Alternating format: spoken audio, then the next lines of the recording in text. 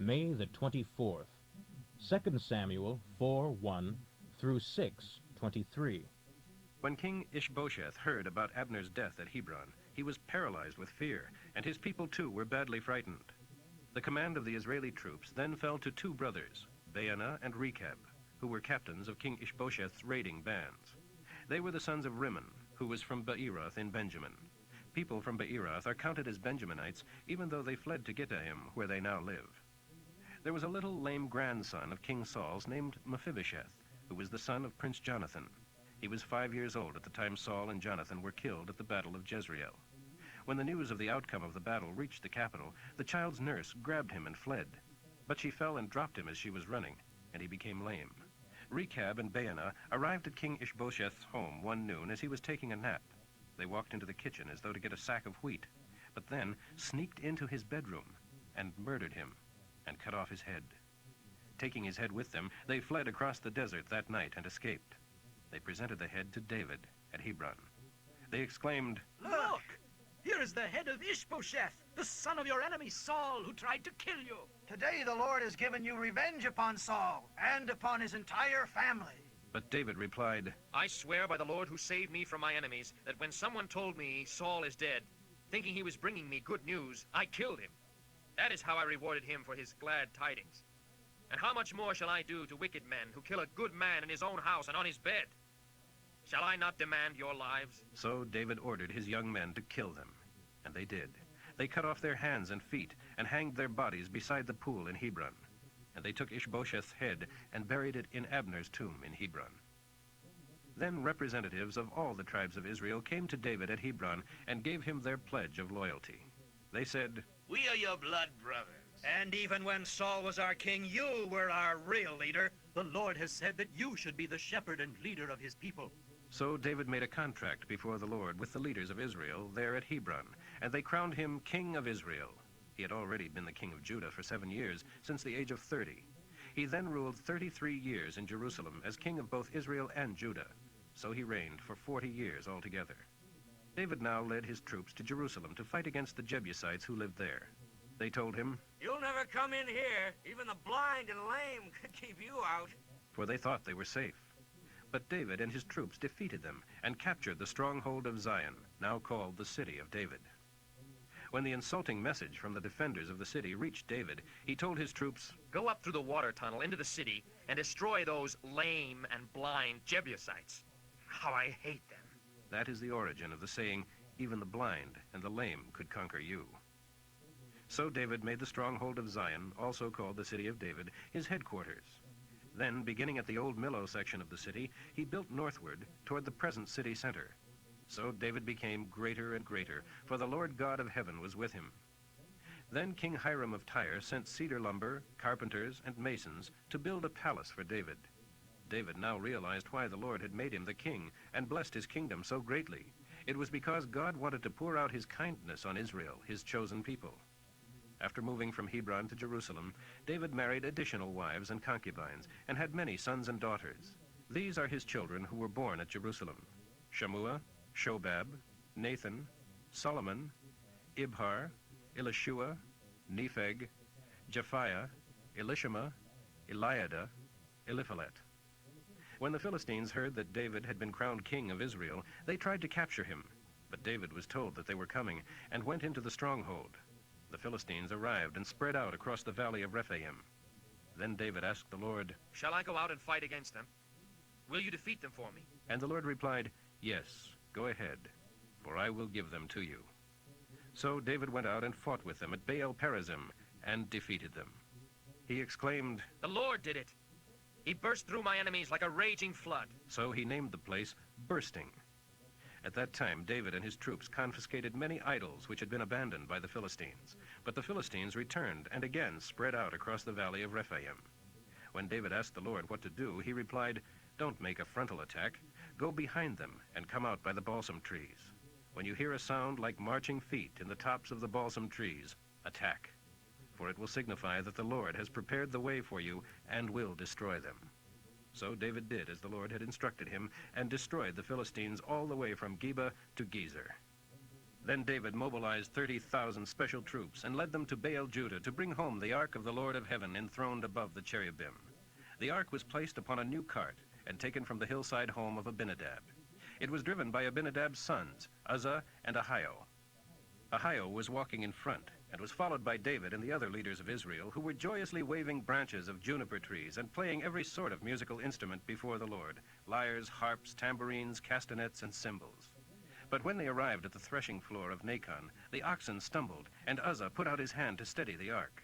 Then the anger of the Lord flared out against Uzzah, and he killed him for doing this.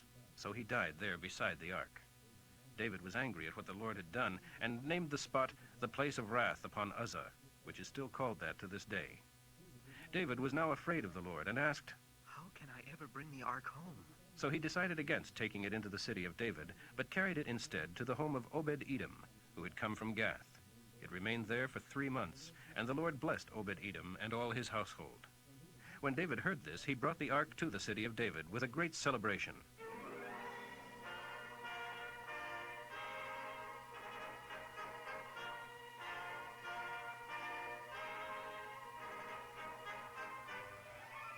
After the men who were carrying it had gone 6 paces, they stopped and waited so that he could sacrifice an ox and a fat lamb. And David danced before the Lord with all his might, and was wearing priest's clothing. So Israel brought home the ark of the Lord with much shouting and blowing of trumpets. But as the procession came into the city, Michal, Saul's daughter, watched from a window and saw King David leaping and dancing before the Lord, and she was filled with contempt for him. The ark was placed inside the tent which David had prepared for it, and he sacrificed burnt offerings and peace offerings to the Lord. Then he blessed the people in the name of the Lord of heaven, and gave a present to everyone, men and women alike, of a loaf of bread, some wine, and a cake of raisins. When it was all over and everyone had gone home, David returned to bless his family. But Michal came out to meet him and exclaimed in disgust, How glorious the King of Israel looked today. He exposed himself to the girls along the street like a common pervert. David retorted, I was dancing before the Lord, who chose me above your father and his family, and who appointed me as leader of Israel, the people of the Lord. So I am willing to act like a fool in order to show my joy in the Lord. Yes, and I am willing to look even more foolish than this, but I will be respected by the girls of whom you spoke. So Michal was childless throughout her life. John 13:31 through 14:14. As soon as Judas left the room, Jesus said, My time has come. The glory of God will soon surround me, and God shall receive great praise because of all that happens to me. And God shall give me his own glory, and this so very soon. Dear, dear children, how brief are these moments before I must go away and leave you. Then, though you search for me, you cannot come to me, just as I told the Jewish leaders. And so I am giving a new commandment to you now. Love each other, just as much as I love you. Your strong love for each other will prove to the world that you are my disciples. Simon Peter said, Master, where are you going? And Jesus replied, You can't go with me now, but you will follow me later. But why can't I come now? For I am ready to die for you. Jesus answered, Die for me? No. 3 times before the cock crows tomorrow morning, you will deny that you even know me. Let not your heart be troubled. You are trusting God, now trust in me. There are many homes up there where my Father lives, and I am going to prepare them for your coming. When everything is ready, then I will come and get you, so that you can always be with me where I am. If this weren't so, I would tell you plainly. And you know where I am going and how to get there? No, we don't. Thomas said. We haven't any idea where you are going. So how can we know the way? Jesus told him, I am the way. Yes, and the truth, and the life. No one can get to the Father except by means of me. If you had known who I am, then you would have known who my Father is. From now on, you know him and have seen him. Philip said, Sir, show us the Father, and we will be satisfied. Jesus replied, Don't you even yet know who I am, Philip, even after all this time I have been with you? Anyone who has seen me has seen the Father. So why are you asking to see him? Don't you believe that I am in the Father and the Father is in me? The words I say are not my own, but are from my Father who lives in me. and he does his work through me. Just believe it, that I am in the Father, and the Father is in me. Or else believe it because of the mighty miracles you have seen me do. In solemn truth, I tell you, anyone believing in me shall do the same miracles I have done, and even greater ones, because I am going to be with the Father. You can ask him for anything, using my name, and I will do it. For this will bring praise to the Father because of what I, the Son, will do for you. Yes, ask anything using my name, and I will do it. Psalm 119, 17 through 35. Bless me with life, so that I can continue to obey you. Open my eyes to see wonderful things in your word. I am but a pilgrim here on earth. How I need a map, and your commands are my chart and guide. I long for your instructions, more than I can tell. You rebuke those cursed proud ones who refuse your commands. Don't let them scorn me for obeying you. For even princes sit and talk against me. But I will continue in your plans. Your laws are both my light and my counselors. I am completely discouraged. I lie in the dust. Revive me by your word. I told you my plans and you replied. Now, give me your instructions. Make me understand what you want. For then I shall see your miracles. I weep with grief. My heart is heavy with sorrow. Encourage and cheer me with your words. Keep me far from every wrong. Help me, undeserving as I am, to obey your laws, for I have chosen to do right. I cling to your commands and follow them as closely as I can. Lord, don't let me make a mess of things. If you will only help me to want your will, then I will follow your laws even more closely. Just tell me what to do, and I will do it, Lord. As long as I live, I'll wholeheartedly obey. Make me walk along the right paths, for I know how delightful they really are.